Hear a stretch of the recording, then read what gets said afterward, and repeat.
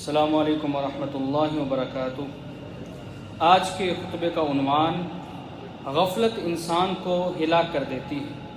الحمدللہ والصلاۃ والسلام علی رسول اللہ، اما بعد۔ تمام تعریفیں اللہ کے لیے ہیں، میں اس کی حمد بیان کرتا ہوں اور گواہی دیتا ہوں کہ اس کے علاوہ کوئی معبود برحق نہیں، وہ اکیلا ہے، اس کا کوئی شریک نہیں اور نہ ہی اس کی کوئی نظیر ہے۔ اور میں گواہی دیتا ہوں کہ ہمارے سید اور نبی محمد صلی اللہ علیہ وسلم اللہ تعالیٰ کے بندے اور رسول ہیں۔ اے اللہ ان پر، ان کی آل پر اور تمام صحابہ کرام پر رحمت نازل فرما۔ حمد و ثنا کے بعد، اے اللہ کے بندو، اللہ تعالیٰ سے ڈرو، کیونکہ تقوی ہی بہترین کمائی ہے۔ تقوی ایسی اطاعت ہے جو اعلیٰ ترین منصب پر فائز کر دیتی ہے۔ اے ایمان والو، اللہ تعالیٰ سے ایسے ڈرو جیسے کہ ڈرنے کا حق ہے، اور تمہیں موت نہ آئے مگر اس حالت میں کہ تم مسلمان ہو۔ اے مسلمانوں، دنیا ایسا متاع ہے جو جانے والا ہے، ایسا مال ہے جو ختم ہونے والا ہے، ایسا گھر ہے جو خراب ہونے والا ہے۔ اس دنیا میں روحوں کو سلب کیا جانے والا ہے۔ تو خوشخبری ہے اس شخص کے لیے جس نے اپنے آپ کو اس سفر کے لیے تیار کر لیا جو آخرت کا سفر کہلاتا ہے،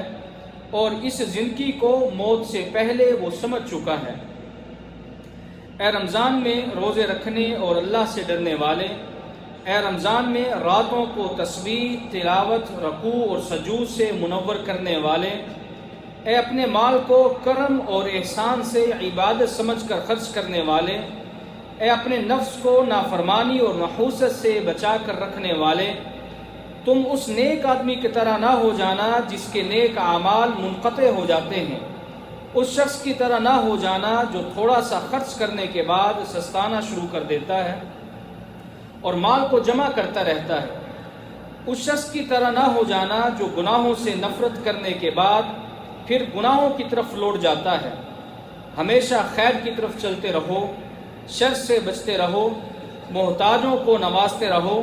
قرآن کی تلاوت کرتے رہو، مساجد کو بھرتے رہو، راتوں کو قیام اور اس میں دعائیں مانگتے رہو، اس حالت میں کہ تمہاری آنکھیں خوف خدا سے بھیگی ہوں، دل خوف خدا سے چور ہوں۔ رمضان کے بعد گناہوں کی طرف بالکل ہی مت پلٹنا، کبھی بھی وقت ضائع نہ کرنا، کیونکہ لوگوں میں سب سے زیادہ برا وہ شخص ہے جو رمضان میں اپنے رب کی عبادت کرتا ہے،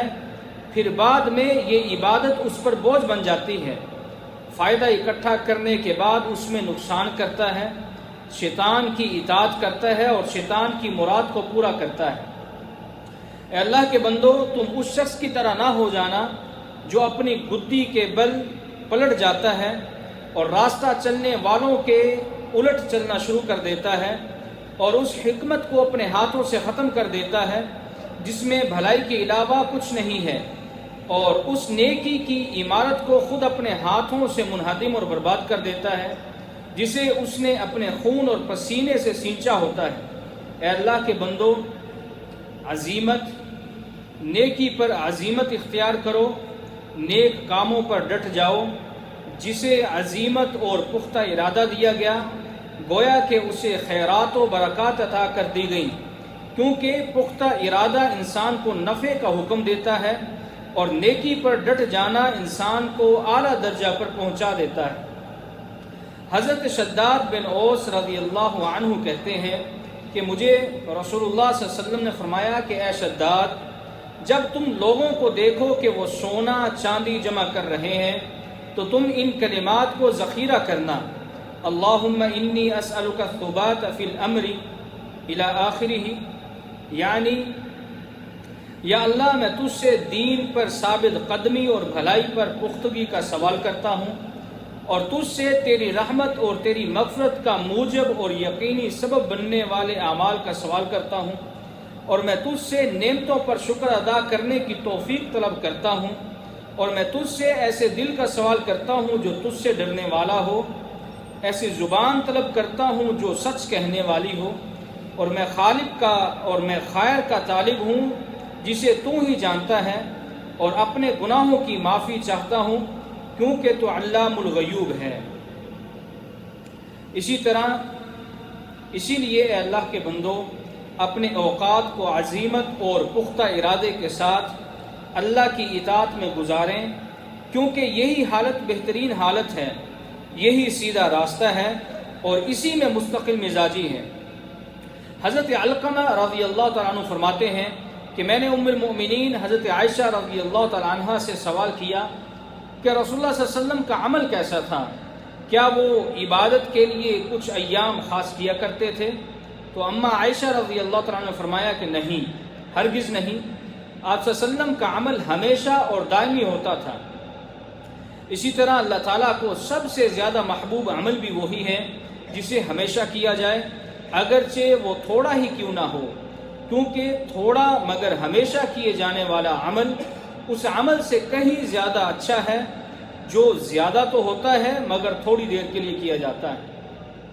اے مسلمانوں، رمضان کے روزوں کے بعد شوال کے 6 روزے ہر مسلمان کو رکھنے چاہیے، کیونکہ ان روزوں کی فضیلت سنت سے ثابت ہے اور بہت سے دلائل اس کی اہمیت کو اجاگر کرتے ہیں، جیسا کہ حضرت ابو ایوب الانصاری رضی اللہ عنہ فرماتے ہیں کہ نبی مکرم صلی اللہ علیہ وسلم نے فرمایا، جس نے رمضان کے سارے روزے رکھے پھر شوال کے بھی 6 روزے رکھے تو گویا اس نے سارے زمانے کے روزے رکھے۔ اسی طرح حضرت ثوبان رضی اللہ تعالیٰ عنہ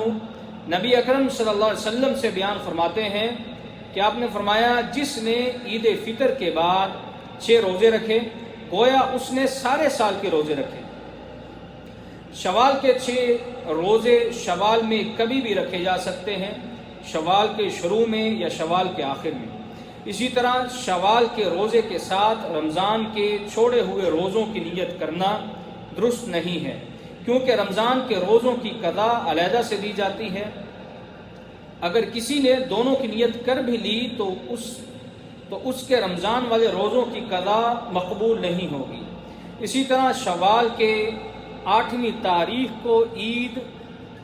بنانا یا منانا بھی درست نہیں ہے بلکہ حرام ہے۔